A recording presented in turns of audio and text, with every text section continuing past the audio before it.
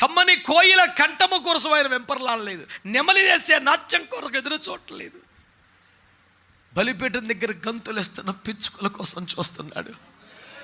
ఆయన సన్నిధిలో మొర్ర పెడుతున్న గువ్వల యొక్క దుఃఖారాము కోసం కనిపెడుతున్నాడు. ఆయన దృష్టికి ఏది ఇష్టమవుతుంది బిడ్డలారా?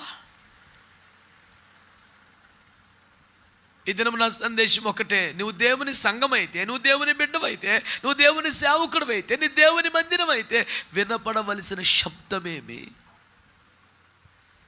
ఏ సౌండ్ వస్తుంది నీ దగ్గర? కొంతమందికి అది తగువత్తాలు గొంతుప్పుడు వినపడుతుంది. మైగాకల కిలోమీటర్ల కొద్ది ఇచ్చేది సౌండ్.